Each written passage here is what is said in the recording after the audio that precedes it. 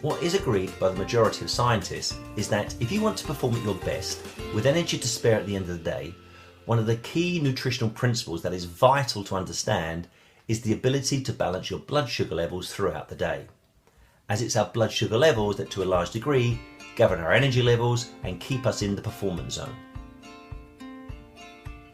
In fact, absolutely everything we do, think and feel is influenced by what we eat.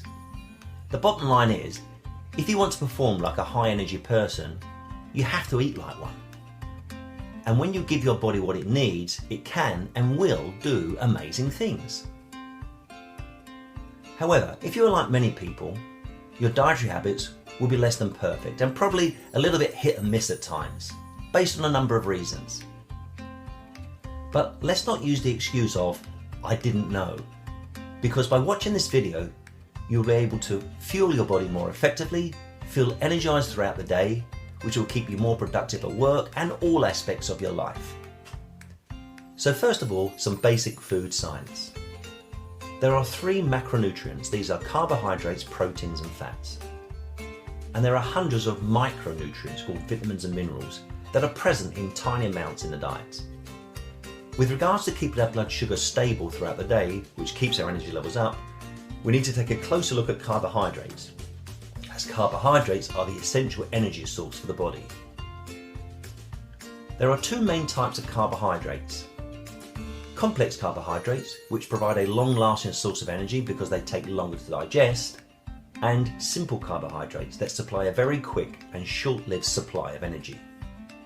However, this doesn't mean that complex carbohydrates are always a better choice, as simple carbohydrates are found in many healthy foods such as fruits and milk. Additionally, complex carbohydrates such as whole wheat can be refined to create products such as refined white flour. Refined flour can then be made into foods such as biscuits, bread and cakes, which can be very, very disruptive of blood sugars.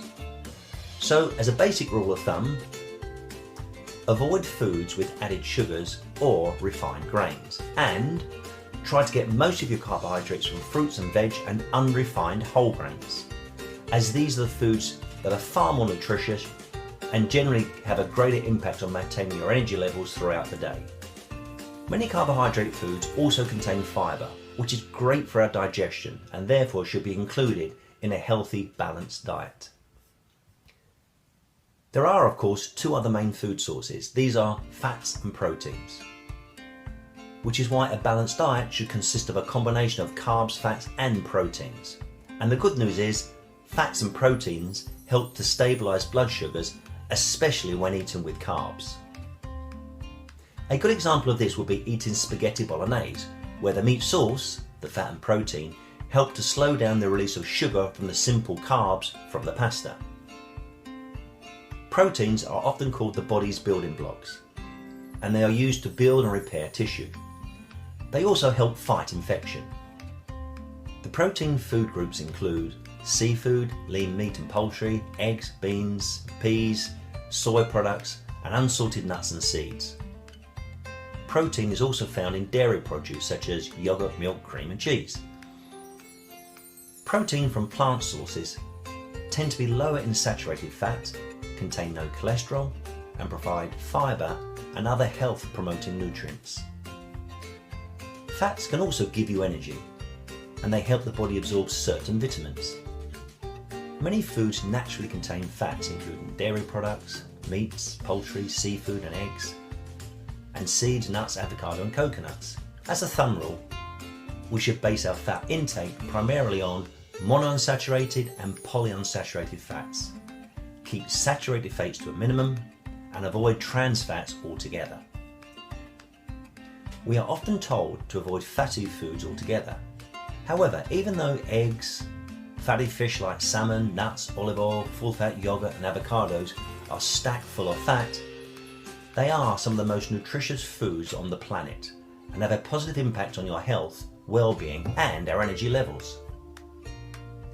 So back to eating to boost energy. We need to keep our blood sugar levels stable, and we should avoid extreme highs, known as blood sugar spikes, and extreme lows, known as blood sugar crashes. Sugary foods are absorbed very quickly into the bloodstream, which provides us with an initial surge of energy. This is often referred to as a sugar rush. Maybe you've experienced one or two yourself. However, this surge of energy wears off very quickly. Our blood sugars crash, resulting in low energy, low mood, lack of concentration, irritability, and heightened anxiety. In understanding this, we need to aim to keep our blood sugars stable throughout the day, as this keeps us in the performance zone. So we must eat foods that release sugar into the bloodstream at a slow or steady rate.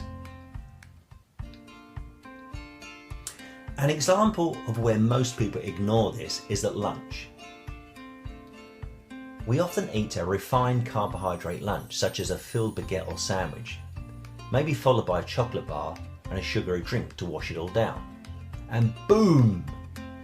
Blood sugar spike, only to crash a couple of hours later, and you experience an energy slump. So ask yourself, do you ever feel tired and lacking of energy in the mid-afternoon, typically between 3 and 4?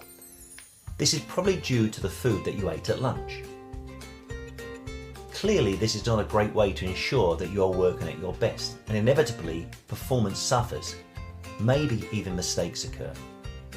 So here's a few ideas that will help you keep your blood sugar stable, which will give you a steady supply of energy throughout the day.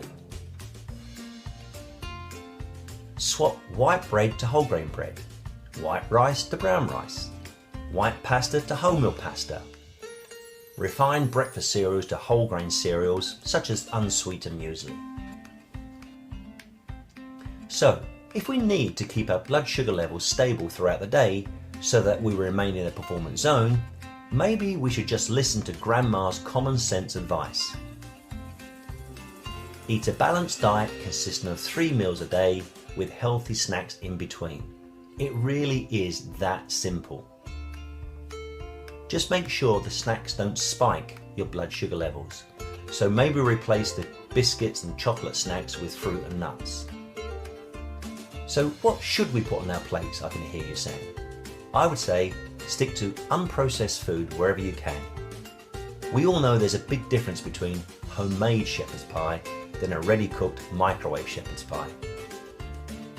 If a food product has a list of ingredients as long as your arm and is stacked full of additives and E-numbers, just avoid it. And focus on vegetables and fruit. We should eat between 7 and 9 portions a day. This may sound a lot, but if we focus on getting this right, there is less chance of us eating less nutritious junk food. And look to starchy carbohydrates such as potatoes and pasta as side dishes rather than filling the plate with them. For example, if you're eating pasta, you don't need to eat a plate of spaghetti the size of your head. The same is true of potatoes. Go easy on the spuds.